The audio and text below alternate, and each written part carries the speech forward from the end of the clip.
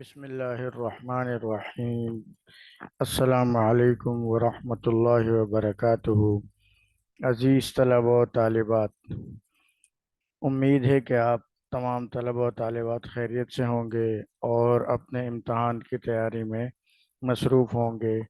اسی تیاری کے پیش نظر آج کی اس ویڈیو میں ہم آپ کے لیے ایک اور چیز لے کر آئے ہیں جس سے آپ کو امتحان میں تیاری کرنے میں اور بھی مدد ملے گی، اور وہ یہ ہے کہ ہمارے پاس جو پیپر میں اعشار آتے ہیں، تو اعشار ہمارے پاس 5 آتے ہیں اور ہم نے اس میں سے 2 کرنے ہوتے ہیں۔ ان 2 اعشار میں ہم نے تعارف شاعر بھی دینا ہوتا ہے اور حوالہ بھی دینا ہوتا ہے، لیکن حوالہ اور تعارف شاعر ہم تب دے سکیں گے جب ہمیں یہ بات معلوم ہو کہ یہ شعر کس شاعر کا ہے۔ تو عزیز طلبہ، آج کے اس ویڈیو میں ہم آپ کو یہ بتائیں گے کہ کون سا شعر کس شاعر کا ہے اور شعر سے شاعر کی پہچان کیسے کی جائے گی۔ اس میں صرف ایک جملہ آپ کو یاد کرنا ہوگا، وہ ایک جملہ ہم آپ کو بتائیں گے کہ وہ کون سا ہے۔ اس کے بعد آپ شاعر کو خود ہی معلوم کر لیں گے، یعنی آپ جیسے ہی شعر پڑھیں گے تو آپ کو خود پتہ چل جائے گا کہ اس کا شاعر کون ہے۔ تو چلتے ہیں ہم اگلے سٹیپ کی طرف۔ یہ ہمارے پاس خواجہ میر درد کی پہلی اور دوسری غزل ہے۔ ایک خواجہ میر درد کی پہلی غزل ہمارے سامنے ہے اور دوسری سلائیڈ میں دوسری غزل ہے، ٹھیک ہے۔ پہلی غزل ہے ان کی: مقدور ہمیں کب تیرے وصفوں کے رقم کا، حقا کہ خداوند ہے تو لوح و قلم کا۔ دوسرا شعر اسی غزل کا: اس مسند عزت پہ کہ تو جلوہ نما ہے، کیا تاب گزرے ہوئے تعقل کے قدم کا۔ دوسری غزل خواجہ میر درد کی: ارض و سما کہاں تیری وسعت کو پا سکے، میرا ہی دل ہے وہ کہ جہاں تو سما سکے، وحدت میں تیری حرف دوئی کا نہ آ سکے، آئینہ کیا مجال تجھے منہ دکھا سکے۔ تو اب ہم نے دیکھا اسٹوڈنٹ اس میں کہ آخری لفظ ہے ان کی پہلی غزل کا اور دوسری غزل کا ہے سکے۔ تو ہم نے اس کو ایک جملے کے اندر بند کر دیے یہاں پہ کہ میر درد کا سا شاعر پیدا نہ ہو سکے۔ اس میں یہ 3 چیزیں آپ کے سامنے، ایک تو شاعر کا نام آ گیا، ایک ان کی پہلی غزل کا آخر آ گیا، اور ایک ان کی دوسری غزل کا آخر ہے۔ یعنی یہ ایک جملہ جب آپ اپنے پاس لکھیں گے تو اس میں آپ کے پاس یہ دونوں جو الفاظ ہیں یہ ایک قسم کے کلو ہیں کہ یہ آپ کو بتائیں گے کہ بھائی یہ اگر کوئی شعر ایسا آ جاتا ہے کہ اس کے آخر میں کا اور سکے ہے تو وہ خواجہ میر درد کا شعر ہوگا۔ اس کے بعد دوسرے جو شاعر ہیں 11ویں جماعت کی اردو کی کتاب میں، وہ ہیں میر تقی میر۔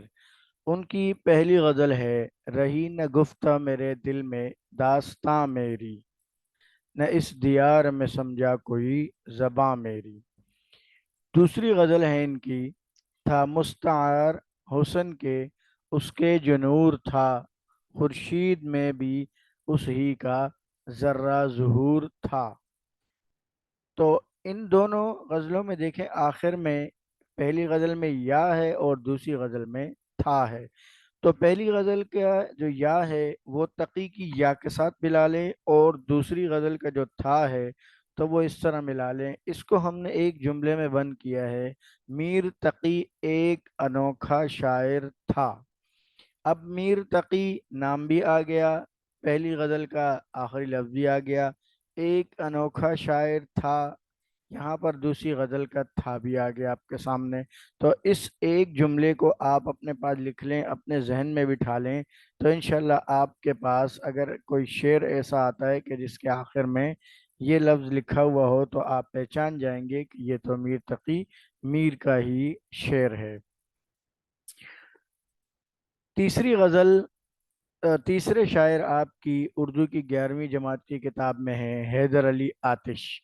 ان کی پہلی غزل کا شعر ہے، سن تو صحیح جہاں میں ہے تیرا فسانہ کیا، کہتی ہے تجھ کو خلق خدا غائبانہ کیا، زیر زمیں سے آتا ہے جو گل سوز زرے بکف، قارون نے رستے میں لٹایا خزانہ کیا۔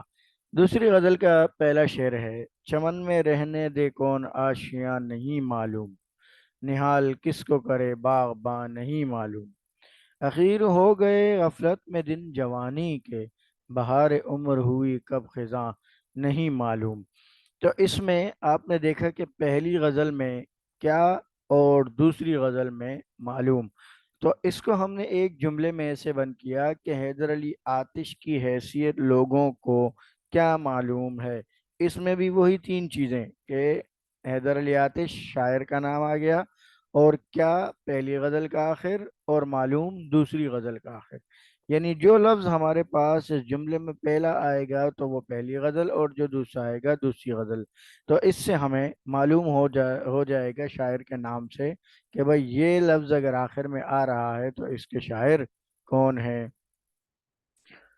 چوتھے شاعر ہماری اردو کی 11ویں کتاب میں ہے مرزا غالب، اور ان کی غزل کا پہلا شعر ہے، دل ناداں تجھے ہوا کیا ہے، آخر اس درد کی دوا کیا ہے، میں بھی منہ میں زباں رکھتا ہوں، کاش پوچھو کہ مدعا کیا ہے۔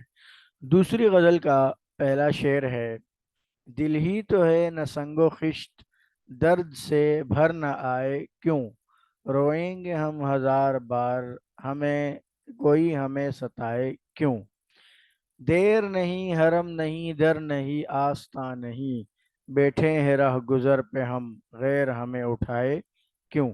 اب اس میں آپ نے دیکھا اسٹوڈنٹ کہ مرزا غالب کی پہلی غزل کا آخر کیا ہے اور دوسری غزل کا آخر ہے کیوں۔ اس کو ہم نے ایک جملے میں یوں بند کر دیا کہ مرزا غالب کی شاعری کیا ہے، یعنی بہت اچھی ہے، لوگ سمجھتے نہیں کیوں، لیکن لوگ مرزا غالب کی شاعری کو بڑا مشکل سمجھتے ہیں۔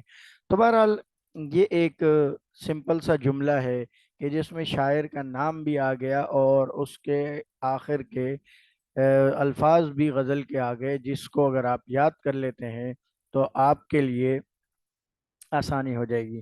تو اسٹوڈنٹ یہ آپ کے لیے ایک دل میں چیز آ رہی تھی کہ کچھ آسانی پیدا کی جائے طلبہ کے لیے، کیونکہ رٹا لگا کر یاد کرنا یا شاعر کے نام کو رٹنا تو یہ بعد میں تھوڑی مشکل ہو، یہ ٹیکنیکل چیزیں ہیں بیٹا، اگر آپ ان چیزوں کو اپنے ذہن میں بٹھا لیں تو یہ ایک ایسی چیز ہے کہ انشاءاللہ آپ کو اس کے رٹا لگانے کی ضرورت نہیں ہوگی۔ ایک بات بیٹا اس میں اور یاد رکھیں کہ یہ جو آخری لفظ کا سیم ہونا ہے تو یہ مطلب میں تو دونوں مصروں میں ہوگا، لیکن اس کے بعد والے مصروں میں دونوں میں کم ہی ہوگا۔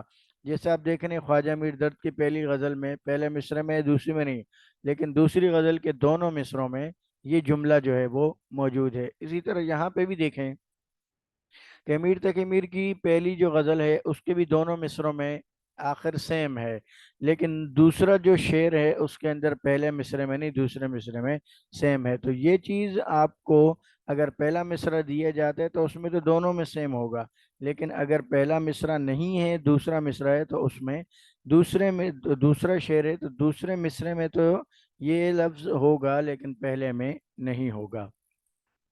امید ہے کہ آپ طلبہ اس سے ضرور فائدہ اٹھائیں گے اور دوسروں کے ساتھ بھی شیئر کیجئے تاکہ اور طلبہ بھی اس سے فائدہ اٹھا سکیں، اور چینل کو ضرور سبسکرائب کریں تاکہ ہماری ویڈیوز آپ تک بآسانی پہنچ سکیں۔ دعاؤں میں یاد رکھیے گا۔ اگلی ویڈیو تک کے لیے اجازت دیں۔ اللہ حافظ۔